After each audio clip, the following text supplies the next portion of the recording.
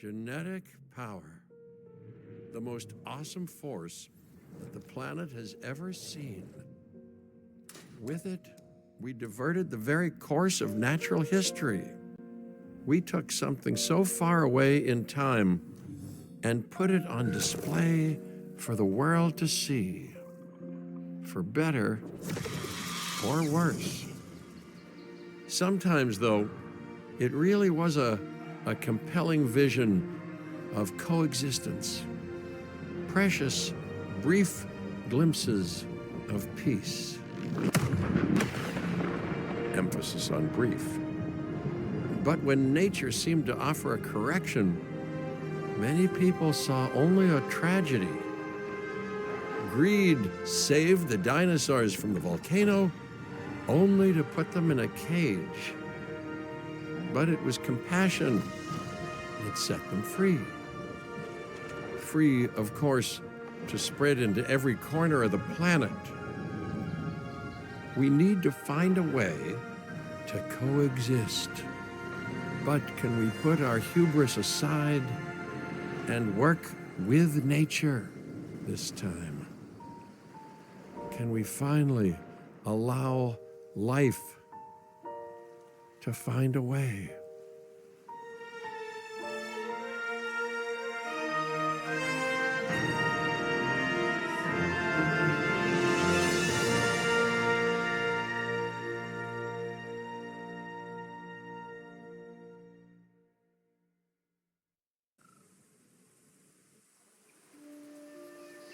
If there's one thing that the history of evolution has taught us, it's that life will not be contained.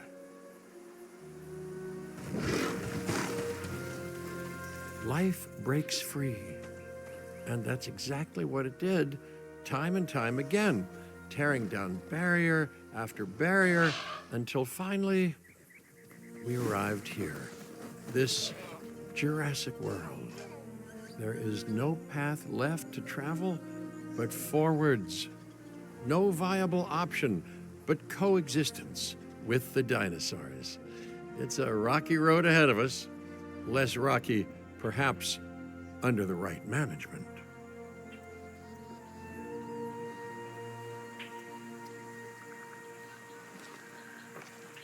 Welcome, welcome. I am, of course, Cabot Finch, managing director of this new enterprise and the owner of this lovely patch of Badlands. Go on, take a look around. Breathe in the, fresh air. Decidedly less fresh around the herbivore enclosure. Hey, tell me, what are you calling this again? Is it done? Dim? DIN, the Dinosaur Integration Network. I am Kira Chang. A pleasure to meet you. We intend to help dinosaurs and humans coexist globally, and I am here to find clients who share that goal. Hey, so I should, ignore the roaming velociraptors that I saw on the way in and just focus on the bare bones enclosure?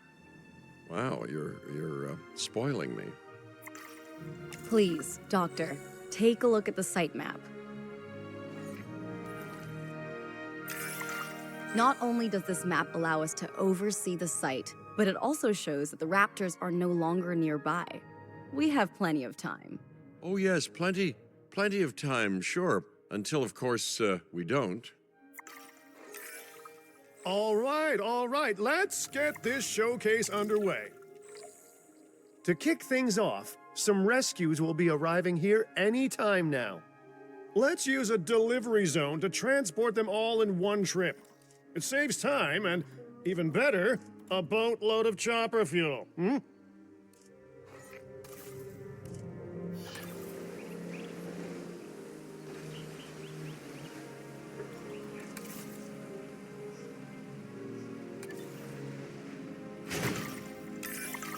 Okay, perfect. When the chopper gets here, direct them to that delivery zone.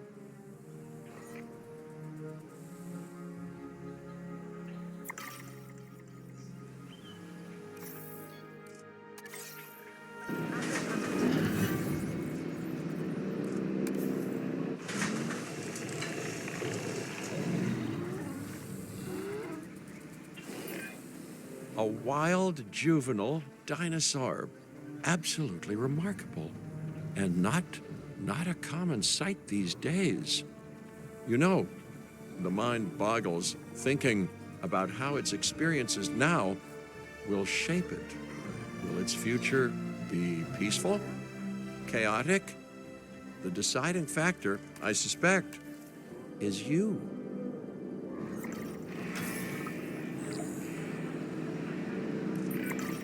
What a beautiful young dinosaur.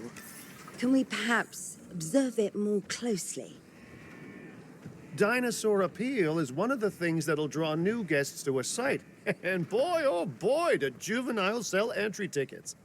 And well-cared-for juveniles will grow into more appealing adults as well.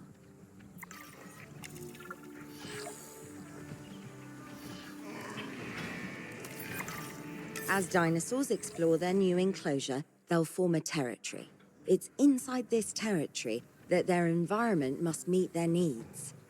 Some dinosaurs play well with others. Some less so. Keep an eye on who's sharing an enclosure with who.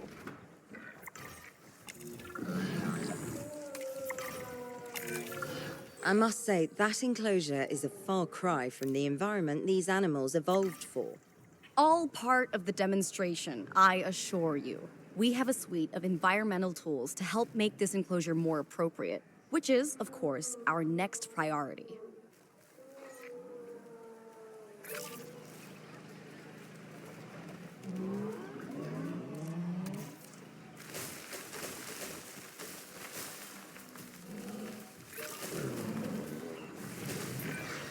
Wonderful work.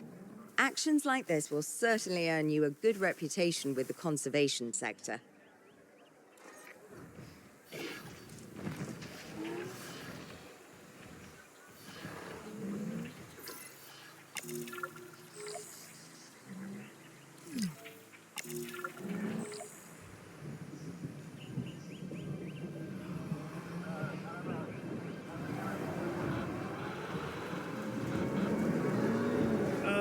Not to alarm you all, but is that A sandstorm, and it came out of nowhere. typical? It ripped apart some of our fences, too. Storms like this can harm or panic dinosaurs. This is a delicate situation.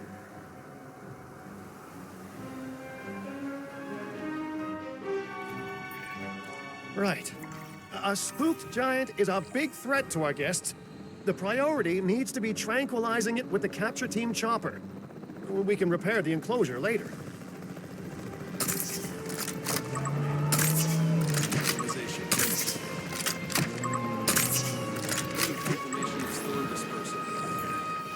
Hey, nice shooting.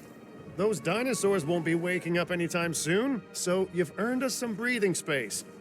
Now, I'm not exactly adept with a hammer, so let's bring in the experts.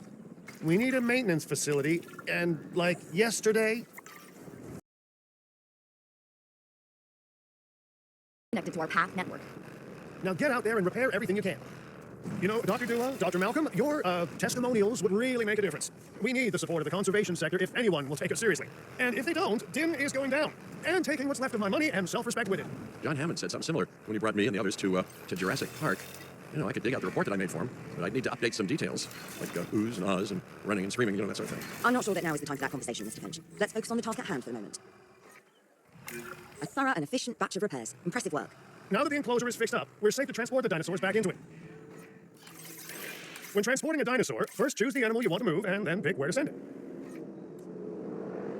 That storm could have torn the park apart, or hurt the dinosaurs. We got lucky, but luck tends to run out eventually. No need to worry. I suggested we prepare for such a thing weeks ago. And we did prepare, didn't we, Mr. Finch? Well, you know, the to-do list was pretty long. And how was I to know we'd be hit by... Look, let's not point fingers, especially at me. Bit of a long shot, but, Dr. Malcolm, any chance you can ignore the whole breakout thing? Oh boy, now you're asking an awful lot of me. Okay, maybe not ignore, but focus on how well we dealt with it. No? Well, can't blame a guy for trying, huh? Let's place down some maintenance posts across the site. They'll let your maintenance ATVs patrol and fix the place up automatically.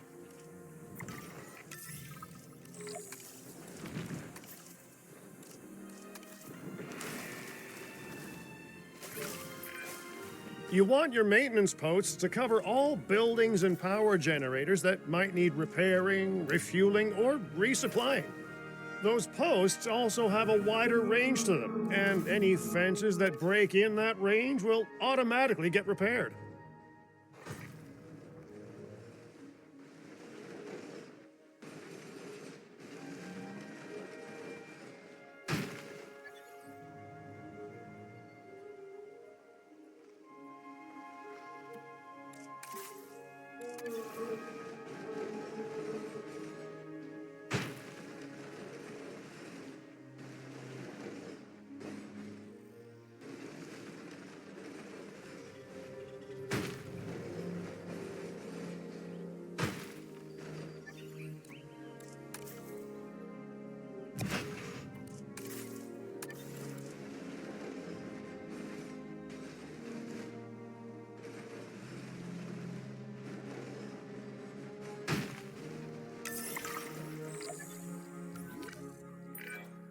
Once you've placed your maintenance posts, you can directly assign a maintenance team to each one. I've arranged for more dinosaurs to arrive on site. They were struggling in the nearby desert, but we can give them a better life here. One moment. Corythosaurus. They cohabitate wonderfully with Lokiceratops, so please do place them in the same enclosure. Replicating natural varied ecosystems should always be a high priority. All right then. You're the boss. Until you say you're supporting us at least. Then I'm back in charge. I'm kidding. Mostly.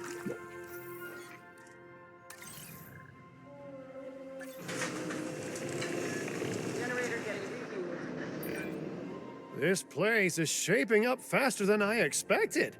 The benefit of hiring the right park manager, eh? I mean, just take a step back and look at what you've done already. This site is our very own window into prehistoric Montana. Diplodocus? Check. Lokiceratops? Check.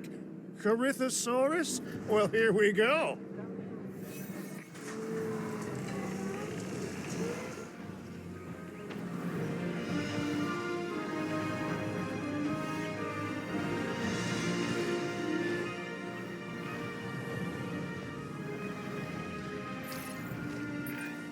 Delivery successful. Now, we better make sure those dinosaurs are loving their new home. I mean, I'm sure they are, but I pride myself on being a good host. Or at least a passable one. They could certainly be more comfortable here. Balancing comfort between multiple species can be a challenge, but one worth overcoming.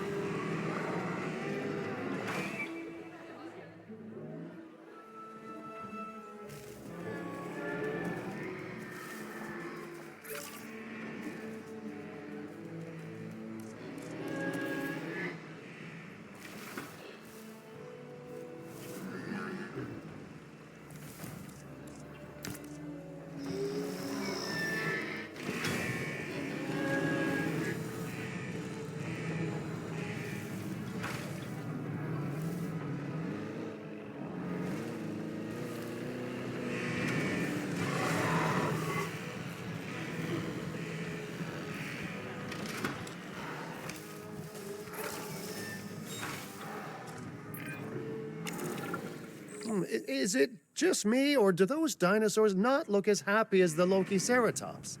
Like many species, they need males in their herd to truly thrive. Male dinosaurs are rather rare, though, so there's little we can do. Perhaps Din isn't a good fit for the conservation sector. Your work is inspiring, but the dinosaurs need something extraordinary if they're to get a foothold in the wild. You know, the dinosaurs aren't adapting fast enough to reproduce on their own. The course of natural history is trying to reassert itself, and you simply cannot fight nature. But we could work with it. I know of a research station developing not only male dinosaur synthesis, but sustainable breeding programs too. If it will earn your support, I suggest that we all head there immediately. Just to check, we're, coming back here, right? Oh, we must. If that research succeeds, we have to return to reintroduce male dinosaurs to these herds. All right, my bags are packed, so let's go.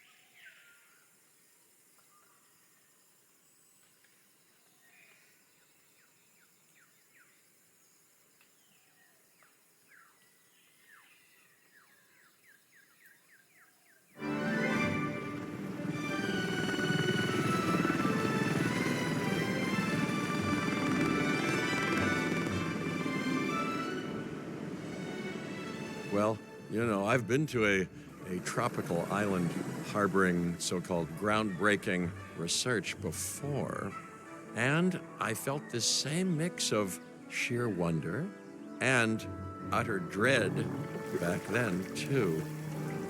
I'm more optimistic about what I'll find this time around, but still, if I may, a word of advice: build more places to hide than you think you need.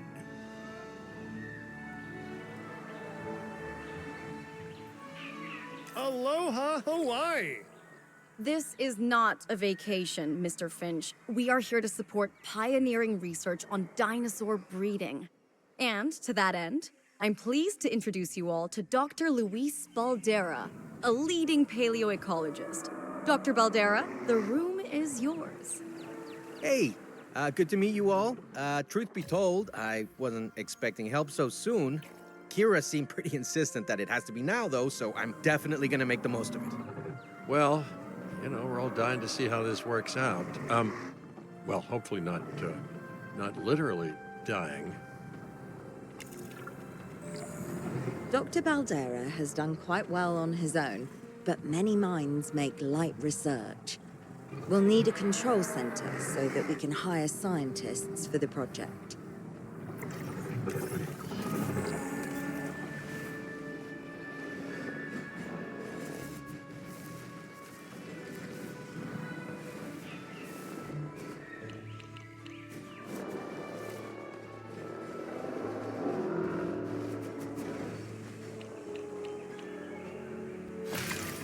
We should hook that building up to the path network, too. Science by candlelight is great for atmosphere, but less great for productivity. Let's get a generator down and power that building.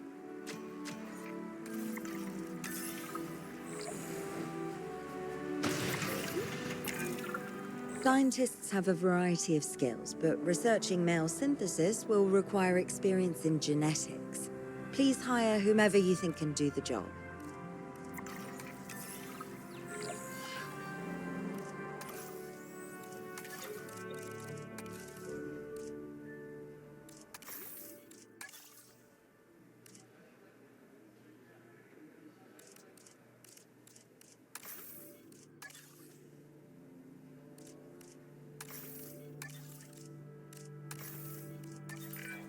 That's the genetic skill requirements sorted. Scientists aren't free, so let's not hire more than we need for now, huh?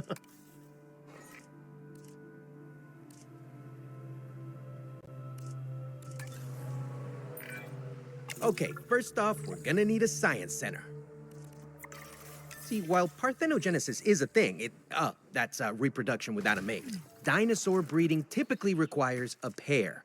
Male dinosaurs are uncommon in the wild, but we can create our own with a bit of clever research. That's where the Science Center comes in.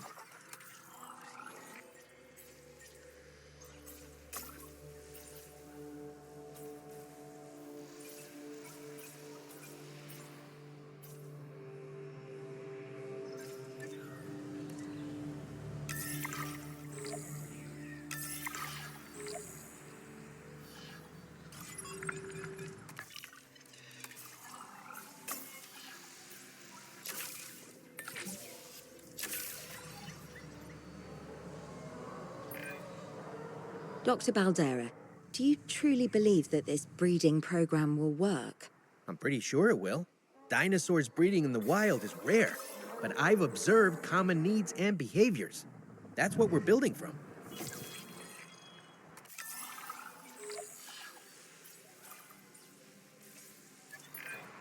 Next steps. Right. We need to gather some genetic material if we're going to actually synthesize a male. But finding an appropriate dig site will take a head for logistics that I definitely don't have. Let's hire some practical thinkers. Now let's research a dig site with plenty of Maiasaura fossils. Wonderful. There's surely no better choice to pioneer this research than a species whose name means good mother lizard. Well, sure. What better reason to bring a breathing, thinking being into a strange new world than a lovely, apt name? We'll need an expedition center to act as a base of operations for the dig. Let's construct one immediately.